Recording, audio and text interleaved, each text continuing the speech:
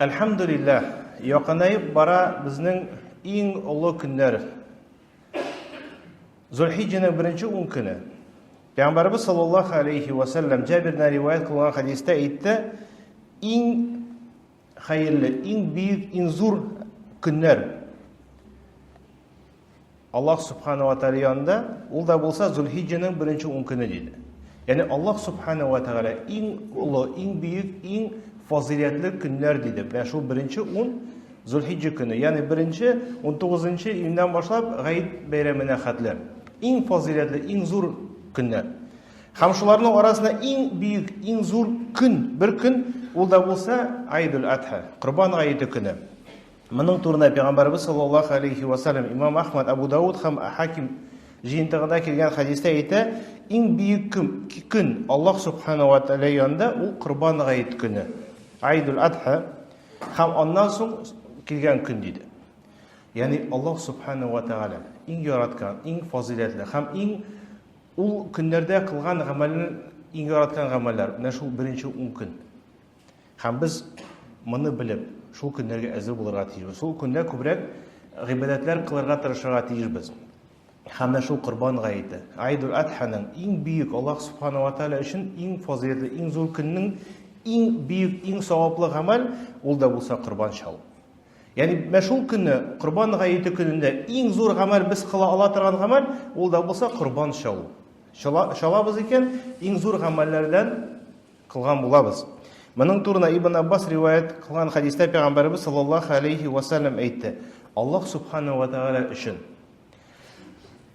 tuğanlık jibin beyler üçün sarf etken akşadan tış eng faziletli sarf etilayotgan, akşadan sarf etilgan o'rin ul da bo'lsa shul Qurbon malning qonun tugu dedi. Ya'ni Qurbon shalu. Bundan tış eng xayri endi tuğanlıkni. Ham olimlar aytadi, shul Qurbon shalu biz tuğanlarni chaqirib, avuz etamiz ekan, bu tag'in da savoblaroq. Lekin shu Qurbon g'ayibini eng faziletli, eng xayrli sarf etilayotgan akşa Alloh taolo uchun Qurbon shalu. Ham hech shaksiz musulmonlar mana shu nida, shu kunni tirishirga tiyishlar, o'zlari oilasi uchun Qurbon shalarga. İbn Umar'dan rivayet qilgan hadisda Peygamberimiz sallallahu alayhi uzun hadisda Peygamberimiz sallallahu alayhi ve sellem'den so'radilar Qurbon turunda. Ham u javob berdi. Lekin sizning Qurbon turunda berilgan so'rovga javob ul da bo'lsa onun uchun Alloh taolaning ajri Alloh taolada azrlanib turadi dedi.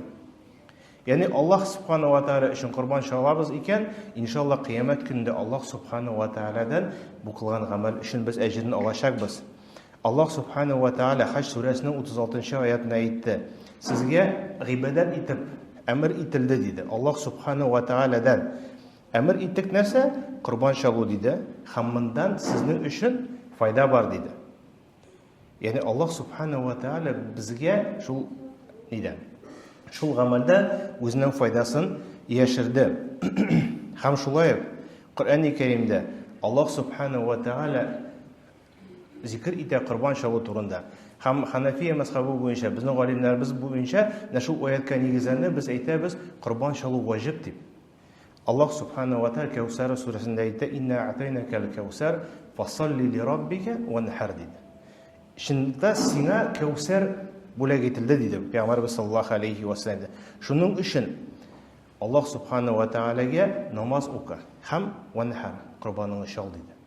Ham Hasan al-Basri aytdi, Alloh subhanahu va taolo bundan bizga amr ita, ya'ni fasalli li robbika, Alloh taolo namoz o'qi, ya'ni g'ayib namozini o'qi. Qurbon g'ayiti kunni g'ayib namozına kirib namozini o'qidi, ham bundan so'ng qurboningni shal dedi. Ham bu namozni endi g'ayibga kelib vojib bo'lgan kubik qurbon shaluda vojib turadi. Ham bundan hatto qo'rqinchroq Kulkatataran hadisler kelib, Peygamberimiz sallallahu aleyhi ve sellem Abu Hureyre'den rivayet kılan hadiste aytdi. Kimde kim malı bo'la turib, ya'ni bizda mol bor, mumkinchilik bor, lekin mol bo'la turib qurbon shalmasa, biz namoz o'qigan yerga kelmasin dedi Peygamberimiz sallallahu aleyhi ve sellem. Ya'ni bizda mumkinchilik bor ekan qurbon shalarga. Ham biz shalmadik ekan, Peygamberimiz sallallahu aleyhi ve sellem aytdi, biz namoz o'qigan, ya'ni g'ayib namoz o'qigan o'rniga kelib turmasin dedi. Яни мусульман кеше һичшиксез тырышырга тиеш. Һәм Пәйгамбәрбез саллаллаһу алейхи ва саллям безгә мисал булып торды. Ибн Абдул-Бардан риваят кылган бар, Пәйгамбәрбез саллаллаһу алейхи ва саллям исән вакытта бер елында калдырмады. Ел сайын курбан чала иде. Һәм бер елында калдырмады дип риваятлар киләләр.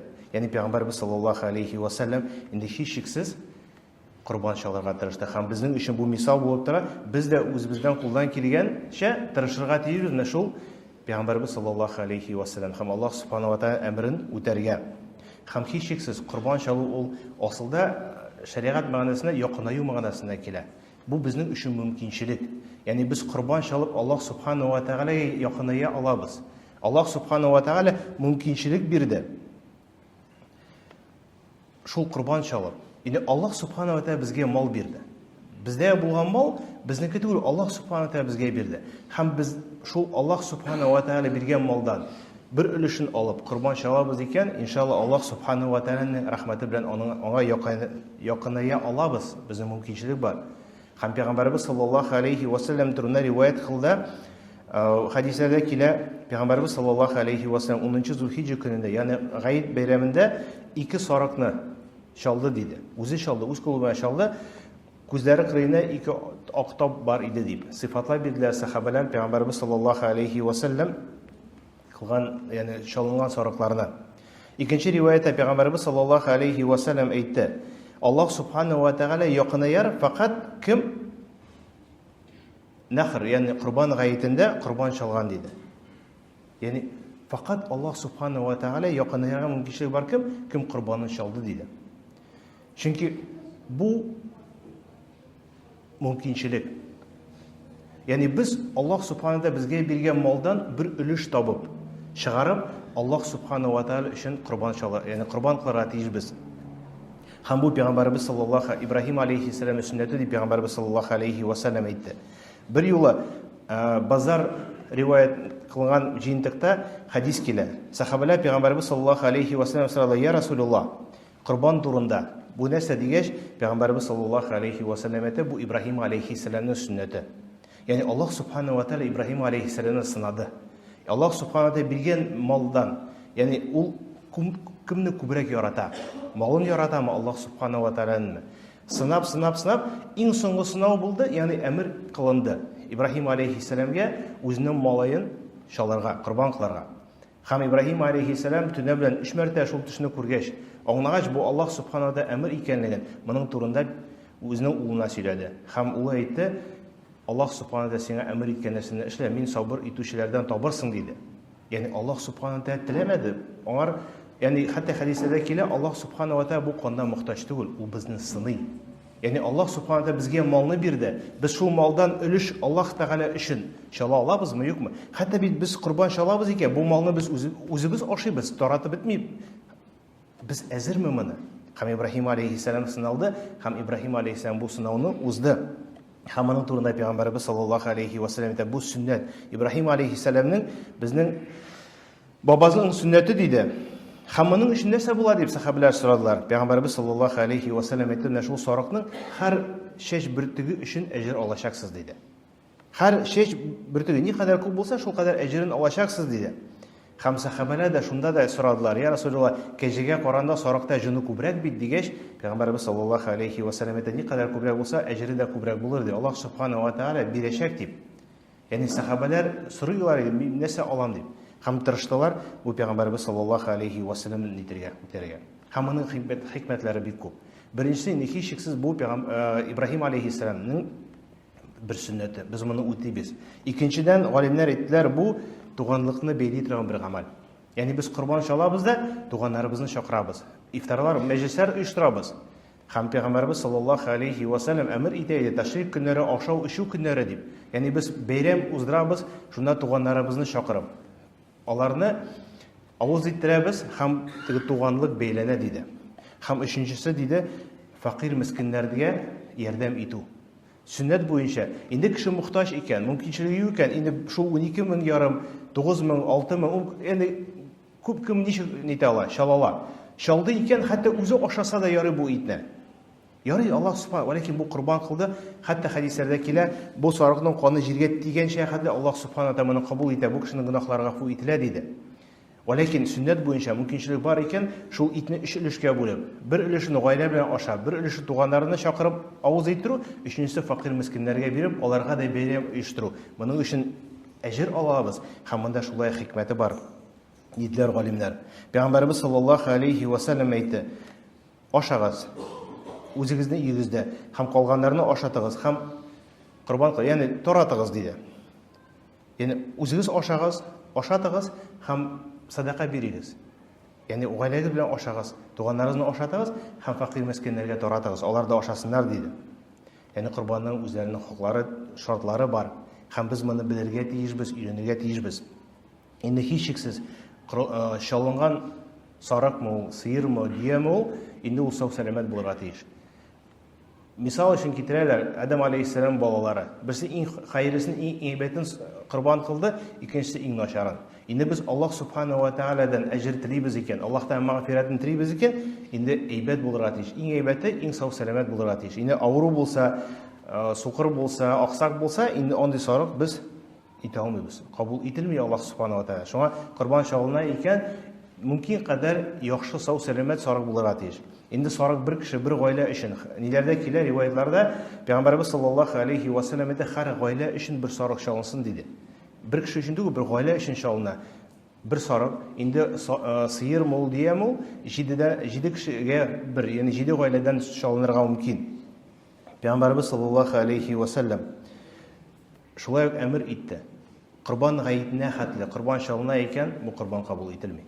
Ягъни без курбан чалабыз гает намазыннан соң. Мар хәтле чалынырга рөхсәт ителми. Бер юлы Пәйгамбәрбез саллаллаһу алейхи ва саллям гает намаз укыганнан соң, чалынган сарыкны күргәннән соң әйтте: "Кемдә кем курбан чалды намазга хәтле, намаздан соң чалсын яңаны" диде. Ягъни кабул ителмәде диде. Шуңа галимнәр әйттеләр, курбан чалыну вакыты гает намаздан соң тәшрик көннәренең ахырына хәтле. Ягъни шул 4 көн эчендә без чала алабыз, мөмкинчелек бар. Ләкин намазга хәтле чалынырга тиеш түгел. Инде кайберләр теге иртәрәк чалып куялар, Аллаһ субхана ва тааля бу курбанны кабул итми, яңадан курбан чалырга туры килә. Һәм Пәйгамбәрбез саллаллаһу алейхи ва саллям әйтте: "Иң хәерле әйбер, дирхам, ягъни көмеш акча түленә торган иң хәерле әйбер ул да булса курбан" диде. Инде шуның өчен кеше табарга тиеш, тырышырга тиеш, мөмкинчелек бе. Кабатлап әйтәм. Кешенең мисал өчен мөмкинчелеге юк икән, ул акчаны, ул сарыгын таратып бетергә. Инде хәтта да шул 12 меңгә бер сарык алып, чала икән, үзе гаиләсе белән ашап бетерсә дә рөхсәт ителә, ләкин чалырга тиеш. Хәтта кеше үзе факир булып, сарыгы бар икән, галимнәр әйттеләр, инде ул сарыкны чалырга тиеш. Тырышырга тиешбез. Аллаһ субхана ва һичшиксез малларыбызны кайтарачак. Бу мал бездә булган малда Аллаһ субхана ва тааладан аңласак. Инде бер шул Аллаһ субхана ва тааля безгә биргән малдан без бер өлешен Аллаһ субхана ва тааля өчен чалып, хәтта үзебез ашасак та, Аллаһ субхана ва тааля бу курбаныбызны кабул итә. Һәм Пәйгамбәрбез саллаллаһу алейхи ва саллям әйткәнчә, һәр чәч сайын без аның өчен әҗрен алачакбыз. Инде аның фазиләтләре турында бик күп хәдисләр килә. Кайбы галимнәр әйтә заиф, ләкин фазаил, ягъни фазиләтле гамәлләрдә заиф хәдисләр кулланыла дип әйтелә. Ләкин асылда бу әмер Аллаһ субхана ва тааля әмере, Пәйгамбәрбез саллаллаһу алейхи ва саллям сөннәте. Һәм моны үтәгән кеше һичшиксез кыямәт көндә бу кылган гамәлләре өчен әҗрен алачак. وأقول قول هذا واستغفر الله وأتوب إليه.